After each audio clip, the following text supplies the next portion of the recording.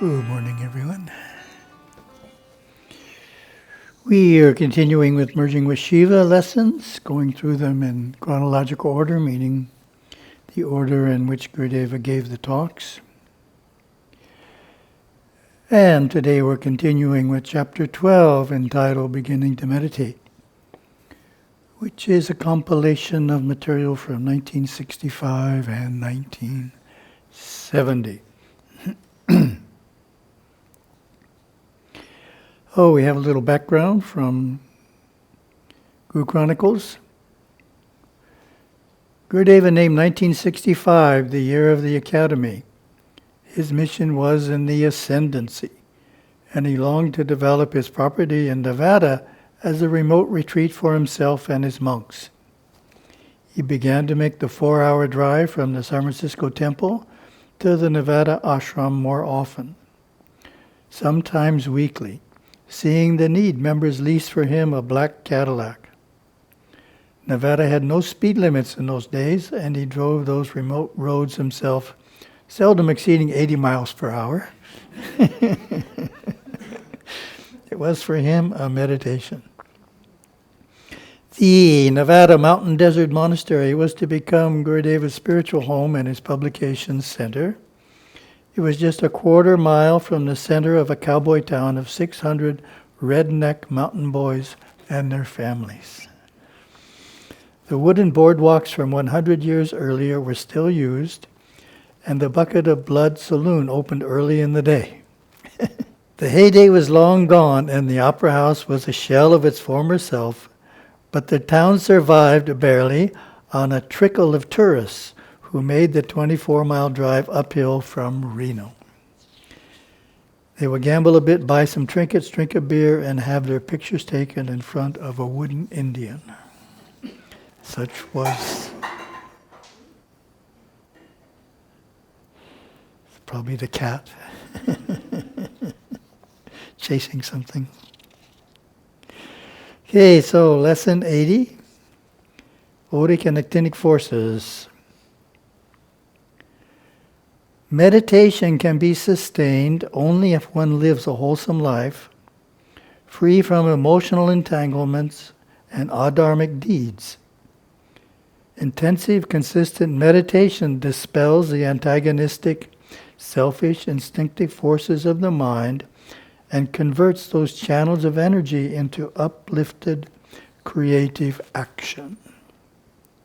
The same force works to make either the saint or the sinner. The same force animates both love and hate.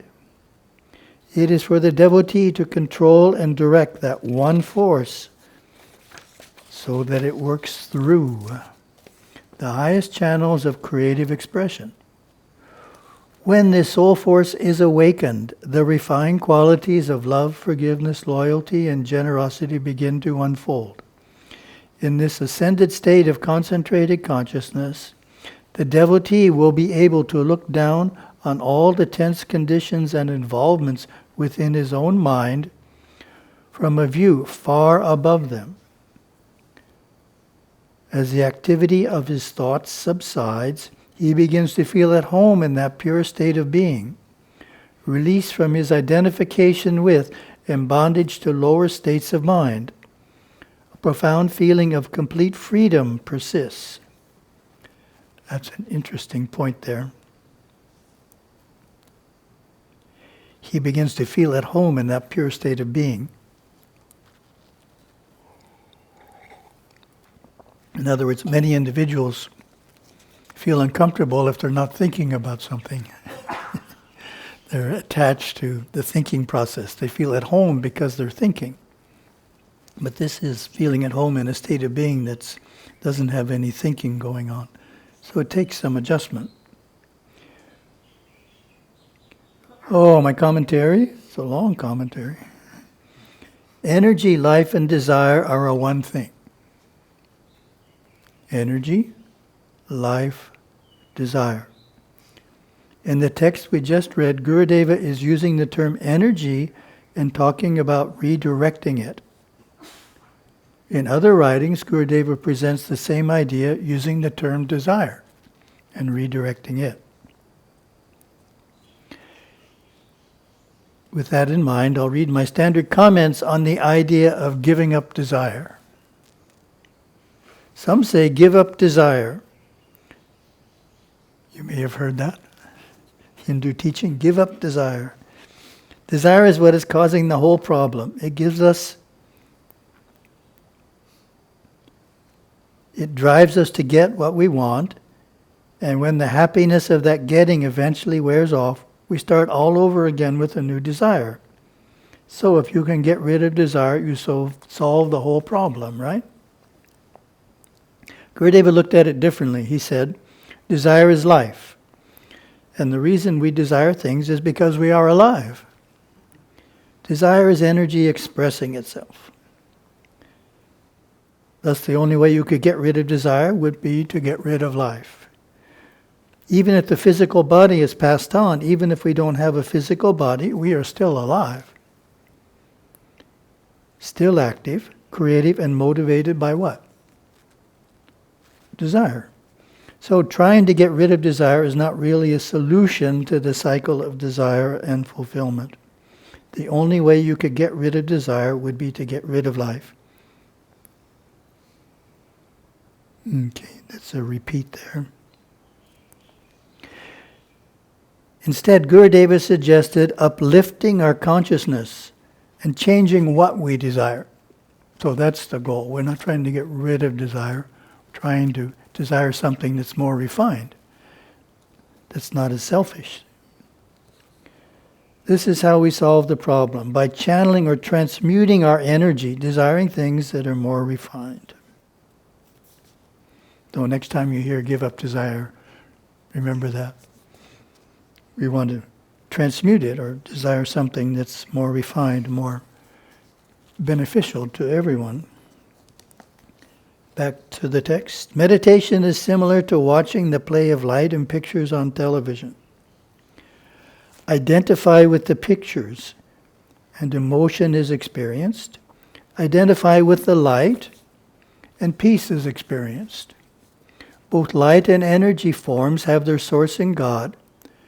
Begin this evening while watching the news on TV by keeping awareness more within the light than the pictures.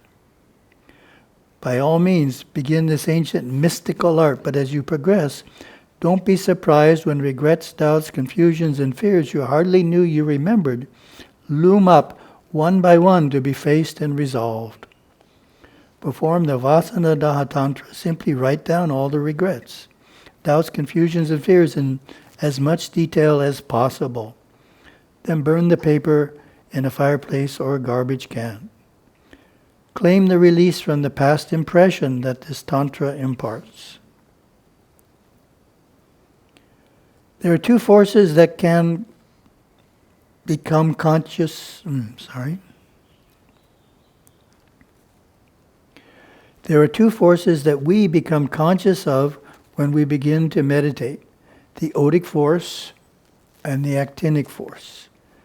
Actinic force is pure life energy emanating from the central source of life itself. Odic force is the magnetism that emanates out from our physical body, attracts and merges with the magnetism of other people. The odic force is what cities are made of, homes are made of. The actinic force flowing through the physical body, out through the cells and through the skin, eventually becomes odic force. As soon as we begin to meditate, we become conscious of these two forces and must be aware of how to deal with them. The odic forces are warm, sticky. The actinic forces are inspirational, clean, pure, true. We seek in meditation the actinic force. And we have my commentary. The Sanskrit terms for actinic and odic energy are respectively Shuddha Maya and Ashuddha Maya. There's also the combination of the two, which is called actinotic energy, and in Sanskrit is Shuddha Shuddha Maya. So those are the three energies, English and Sanskrit. Lesson 81, transmuting the energies. When we begin to meditate, we have to transmute the energies of the physical body. By sitting up straight with the spine erect, the energies of the physical body are transmuted.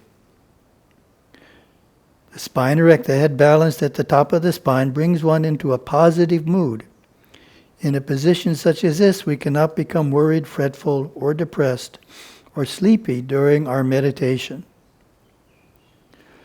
Slump the shoulders forward and short-circuit the actinic forces that flow through the spine and out through the nerve system. In a position such as this, it is easy to become depressed, to have mental arguments with oneself or another, or to experience unhappiness. With the spine erect and head balanced at the top of the spine, we are positive, dynamic. Thoughts race through the mind substance, and we are aware of many, many thoughts. Therefore, the next step is to transmute the energies from the intellectual area of the mind, so that we move our awareness into an area of mind which does not think, but conceives, looks at the thinking area. The force of the intellectual area of the mind is controlled and transmuted through the power of a regulated breath. Beginning pranayama is a method of breathing 9 counts as we inhale, holding 1, 9 counts as we exhale, holding 1 count. Be very sure to maintain the same number of counts out as in, or that the breath is regulated to the same distance in as the same distance out. This will allow you to become aware of an area of the mind that does not think, but is intensely alive, peaceful, blissful, conceives the totality of a concept, rather than thinking out the various parts. This perceptive area of the mind is where the actinic forces are most vibrant. Sushumna, the power of the spine, is felt dynamically, and we are then ready to begin meditation. Meditate on awareness as an individual entity flowing through all areas of the mind as the free citizen of the world travels through each country, each city, not attaching himself anywhere. In meditation, awareness must be loosened and made free to move vibrantly and buoyantly into the inner depths where peace and bliss remain undisturbed for centuries, or out into the odic force fields of the material world, where man is in conflict with his brother, or into the internal depths of the subconscious mind. Meditate therefore on awareness traveling freely through all areas of the mind. The dynamic willpower of the meditator in his ability to control his awareness as it flows into its inner depths eventually brings him to a state of bliss, where awareness is simply aware of itself. This would be the next area to move into in a meditation. Simply sit, being totally aware that one is aware. New energies will flood the body, flowing out through the nerve system, out into the exterior world. The nature then becomes refined in meditating in this way. Oh, we have some Shum words that relate. Dibonif. 1. Awareness, fluid and free from fear, flowing. 2. The area of the mind of fluid awareness that one has after Namutana. We'll explain Namutana next. When Dibonif is cultivated, awareness can move quickly in any direction. Thus mental arguments with others or with oneself do not occur. This is a useful portrait to master. Definitely. Then we get Namutana, the first experience of the fifth dimensional light of Yulof. This enters one into a new area of the mind by forming a new habit pattern. Understanding of Ni'imph. The portrait names only the initial experience and not any succeeding ones. In other words, first we need, we call it a medium intensity experience of the inner light, and then Dibonif can be easily cultivated. Have a wonderful day.